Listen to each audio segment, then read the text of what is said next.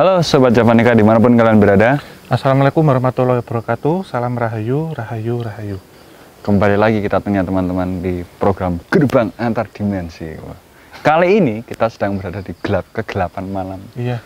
Antah berantah kebon-kebonan. Iya, dan ini malam banget ya. Seolah-olah itu. Ini kita di Westfrog ya Mas ya. Westfrog. Iya, di Kulon Progo. Dekat Bandara Baru. Iya, dekat Bandara Baru. Anginnya kencang ini. Ada apa ini kira-kira ini? Teman-teman, mungkin di episode kali ini setelah kemarin kita sempat udah jalan-jalan ke Wonosobo, kali ini kita memutuskan untuk melanjutkan sedikit perjalanan ke Kulon Progo, daerah Jakarta. Karena menurut kami di sini ada salah satu cerita sejarah yang mungkin ada sedikit-sedikit horornya juga yang cukup menarik kayak gini, dan mungkin di episode kali ini kita akan sedikit mengajak kalian lagi untuk membayangkan sebuah ilustrasi kejadian di masa lalu di mana tempat ini tuh dulunya apa dan apa dan apa kayak itu. Sebenarnya ini tempat apa sih Om kok kamu merekomendasikan tempat ini kepada kita? Ya, ini menurut saya satu tempat yang tersembunyi ya. Saya juga mengetahuinya tahun 2013 waktu dulu masih di komunitas penggiat pelestarian bangunan cagar budaya, bangunan kolonial. Ini adalah bekas peninggalan dari pabrik gula Sewu Galur, Mas.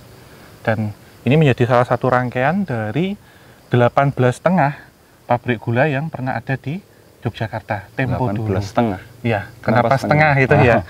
Sebenarnya ini akan kita absen ya, kenapa kok 18 setengah? Jadi dimulai dari paling timur, itu dulu ada namanya pabrik gula Randu Gunting. Randu Gunting ini di perbatasan antara Kasultanan Yogyakarta dengan Kasunanan Surakarta. Karena kantornya itu masuk di wilayah Yogyakarta, jadi semuanya secara keseluruhan masuk Yogyakarta sebenarnya Mas. Tapi bagian produksinya masuknya ke Klaten. Jadi setengah gitu perhitungannya. Sebenarnya ada 19 pabrik gula di Jogja waktu itu. Lalu kemudian ada Tanjung Tirto, pabrik gula Tanjung Tirto itu di Berbah dekat rumah saya. Terus di pabrik gula Wonocatur yang jadi museum Dirgantara. Itu kemudian pabrik gula Kedaton Pleret. Di Pleret, kemudian pabrik gula Barongan, pabrik gula Pundong, pabrik gula Gundang Lipuro yang sekarang jadi gereja Katolik Ati Kudus ya Mas ya. Kurang paham aku. Kurang paham aku. Gundang Lipuro di Bambang Lipuro. Itu terkenal banget sampai pendirinya itu mendirikan gereja di situ sampai sekarang. Terus pabrik gula Gesian, pabrik gula Sewu Galur ini, kemudian ada pabrik gula Klaci, pabrik gula Sedayu, ada pabrik gula Rewulu, kemudian Medari yang arah Jalan Magelang. Sambi Sendang Pitu, satu lagi itu Beran yang sekarang jadi kompleks Pemda Sleman. Terus pabrik gula Rewulu, Cebongan, ya kurang lebih ada 18-19 lah dari semuanya. Rewulu juga. Kalau nggak salah ini kunjungan pabrik gula ketiga kita ya. Selama perjalanan ke sana waktu itu di Klaten pernah 2 kali ya? Iya, di Klaten satu aku nggak ikut. Ya, yang pertama gagal tayang. Yang pertama gagal tayang, yang kedua itu waktu itu sama Mas D saya nggak ikut, sama yang ketiga. Ke Jakarta gitu. Iya. Sepertinya. Yang ketiga ini. Sekarang ya, jadi ada perbedaan kalau yang di Gondang itu waktu ke sana sebenarnya masih antara aktif dan tidak aktif. Kalau yang di Ceper sudah tidak aktif dari tahun 97, kalau di sini sudah tidak aktif dari tahun 1931. Udah lama juga ya. Jauh ya. Dan kalau teman-teman bisa lihat nih ya, kalau emang nggak aktif ya ini udah seterbengkalai itu, bahkan di sekitarnya udah ada perumahan juga, dan ya tersisalah ini reruntuhan-reruntuhannya yang malam ini kita akan mengajak kalian semua untuk berkeliling kompleks, di spot-spot yang mungkin punya cerita-cerita menarik. Di belakang kita ini sebenarnya apa nih Om? Karena ini spot pertama kita nih. Ini kita masuknya ke arkeologi kolonial ya sebenarnya ya. Sambil situ aja Po? Biar kita sambil jalan sana ya. Ini ya. Ini Mas Genta. Naik sini aja nggak apa-apa lah ya? Boleh, ini nggak apa-apa. Mas Genta mau naik situ nggak apa-apa? Ya. Kita lihat yang sini biar kelihatan lebih dalam. Ya. Jadi yang pertama kita kunjungi ini dulunya adalah tungku Mas, dapur pemasak. Jadi pemasakan untuk penggerak uap yang ada di semua pabrik gula. Karena pabrik gula kan waktu itu menggunakan teknologi mesin uap. Dari sini pembaraannya itu di sini Mas.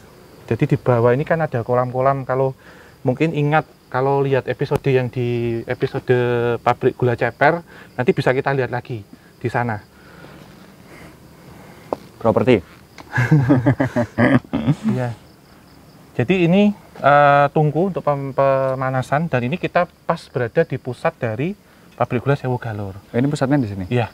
Jadi nanti kita ke sana, nanti kita lihat bekas ininya Mas, dudukan atau pondasi bawah dari cerobong asap. Tapi sekarang cerobong asapnya hanya bisa ditemukan pondasi bawahnya. Kenapa demikian? Nanti kita ceritakan di sana. Tapi aku mau langsung menyinggung ke hal yang mungkin sensitif. Kalau di kunjungan pertama kita di Klaten itu pabrik gula Gondang itu kan, kalau nggak salah salah satu tempat ada yang namanya kecelakaan kerja di mana ada mesin penggiling, terus dia ikut kegiling, nggak tahu diceper kemana, aku nggak, karena nggak tahu. Apakah di sini juga ada kayak lagi nunggu kecemplung sini? Ada, tapi kejadiannya tidak di sini. Tidak di sini. Iya, tapi di sebelah sana ya. Kalau kita di Ceper juga sama. Waktu itu ada suatu kejadian seperti ini ya. Ini sedikit melihat flashback ya yang di Ceper. Nanti kalau bisa lihat lagi di video kami. Waktu itu pekerja Belanda dengan pekerja pribumi ada seperti sengketa, kemudian ada sedikit cekcok. Nah, yang pekerja Belanda ini jatuh kemudian kena roda gila, Mas, ceritanya. Yang roda penggiling gede-gede itu besarnya ya, tergilis dari sini ke atas, jadi hanya tersisa kaki, sehingga penampakan yang sering muncul itu kaki ke bawah. Kalau di sini karena sudah menjadi perumahan, sulit diketemukan. Nanti kita akan melihat ke spot-spot berikutnya ya.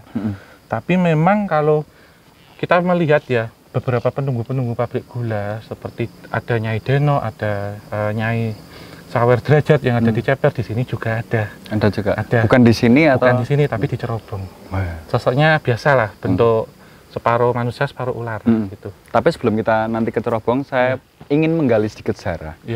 Yang mana kalau saya lihat kan tadi pabrik gula itu ada 18,5. Lebih ya, 18 lebih. Semenjanjikan apa sih? Seprospek apa industri gula di waktu itu? Seberapa banyak menghasilkannya untuk Indonesia? Sangat bagus. Iya kan? Iya benar. Jadi begini, Mas, kalau kita melihat kenapa pabrik gula waktu itu merebak ya, karena sebenarnya setelah praktik kultur stem cell atau tanam paksa itu usai pada tahun 1860, 1870-an, jika salah nanti saya dikoreksi, pada tahun 1870-an, kemudian para pribumi piyayi waktu itu bekerja sama dengan para investor asing swasta dari Eropa. Eropa itu macam-macam, nggak hanya dari Belanda, menawarkan di Indonesia ini untuk investasi perkebunan. Salah satunya pabrik gula. Karena mengingat kebutuhan gula di Eropa waktu itu sangat tinggi. Karena orang kan sudah ada ketemu kopi, kemudian ketemu teh, lantas mereka ingin minum yang manis. Kalau waktu itu di Eropa kan pakai bit, ubi bit itu. Tapi diketahui bahwa ternyata batang tebu, saukerit yang dibawa dari Amerika Latin, dibawa ke Indonesia ini ternyata hasilnya paling bagus tebunya, dan kita menjadi negara kedua, Hindia Belanda ini menjadi negara kedua sebagai eksportir gula terbaik di dunia setelah Kuba. Dan waktu itu yang kita lihat ada 18,5 itu memang atas izin dari pribumi piyayi ya. Kalau di sini kan tanahnya Adikarto, milik dari Paku Alam. Tapi kalau seluruhnya di luar dari Kulon Progo itu adalah milik dari Kesultanan Yogyakarta, sehingga di tahun 1870 hingga 1890 di Tanah Jawa terutama berkembanglah revolusi industri yang nanti akan menjadi revolusi transportasi, adanya kereta api, Mas, yang akan kita bahas berikutnya. Jadi bukan milik perseorangan satu gitu, bukan? Iya. Belanda ini, kok Belanda apa pabrik gula ini? Enggak, jadi ini investor dulu, investor penanam modal swasta, karena pabrik-pabrik gula semuanya itu swasta. Terus kemudian pada era itu ngersot dalam ya, Mas, Hamengkubuwono ke-7, Suwargi Hamengkubuwono ke-7, Sultan Hamengkubuwono yang ke-7 itu disebut dengan Sultan Sugih. Karena begitu kayaknya akan pabrik gulanya ada kurang lebih 17-an lebih gitu.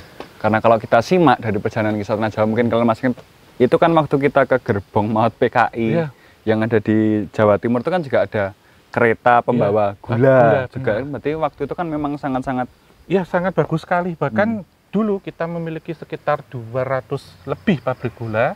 Hari ini kita hanya memiliki tidak lebih dari 20 pabrik gula yang aktif. Karena ya ada satu kebijakan lain lah ya, karena membatasi ini.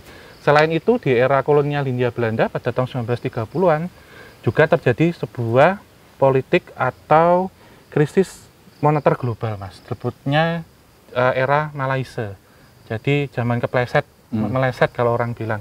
Itu pasca terjadinya flu Spanyol sebenarnya pada tahun 1920-an. Habis itu terjadi politik Malaysia global, karena jumlah gula yang semula 3 juta ton dipangkas separuh menjadi 1,4 juta ton. Itu yang membuat setengah dari pabrik gula yang ada di Jogja tutup, kolaps, salah satunya Sewu Galur ini. Ya, tidak terbayang waktu itu politiknya kayak gimana lah Om ya? Iya. Karena ini kan industri yang sangat besar waktu itu. Dan salah satu pabrik gula yang terbaik itu di Gondang Lipuro Mas, yang sekarang jadi Gereja Ganjuran. Itu Smuntser bersaudara pendirinya, itu yang paling bagus di Hindia Belanda gulanya, paling besar Gondang Lipuro. Jadi kalau di Karesidenan Yogyakarta itu tadi yang kita sampaikan ada 18 lebih. Sementara kurang lebih nih kalau di Kasunanan Surakarta ada 17, hampir 16-17 juga. Yang besar bangunannya bagus apa? Madukismo? Madukismo itu baru Mas. Oh baru? Itu malah baru? Sebenarnya ada cerita gini, Madukismo itu awalnya namanya pabrik gula Padokan. Tadi kita lupa menceritakan, ada satu pabrik gula Padokan. Waktu itu sebenarnya pabrik gula kecil, tapi karena semua pada tahun 1948-49 waktu kelas kedua di Yogyakarta, ini dihancurkan Mas sebenarnya sama pejuang. Karena takut nanti Belanda akan menempati ini sebagai tangsi militer. Sebelumnya nanti akan kita ceritakan di lain tempat setelah ini. Terus yang ada di Madukismo itu sebenarnya baru, itu tahun 1952-1953. Sebelumnya menempati bangunan yang sudah ada, namanya pabrik gula Padokan. Karena Mas, waktu itu kan Suwargi Sultan Hamengkubuwono ke-9 ingin memberikan pekerjaan lagi setelah kejadian perang kepada rakyatnya. Salah satunya dibangun pabrik Madukismo. Jadi meneruskan pabrik Padokan waktu itu. Tapi berjalan lancar? Berjalan lancar. Ya. Kalau kita lihat kan Madukismo nggak klasik tahun 50-an. Yeah. Karena itu teknologinya Jerman Timur waktu itu. Di era Presiden Soekarno juga. Tapi menempati bekas pabrik gula lama. Gitu. Terus Om, sekarang karena kita udah sedikit memberedel secara tentang pabrik gula itu sendiri secara yang ada di sini, tapi secara global mungkin ibaratnya kita harus dawuh dulu sama penunggunya yang ada di tetet. Kita ke udah, langsung aja Om. Yuk, makanya kalian karena nggak apa-apa. Nggak apa-apa ya. Tidak mau disebutkan kotanya, tapi dari Nordolan. Bentuknya itu monyet duduk di sini sekarang. Jadi setinggi ini. Cuman besar gorila. Ya, cuman bulunya hijau.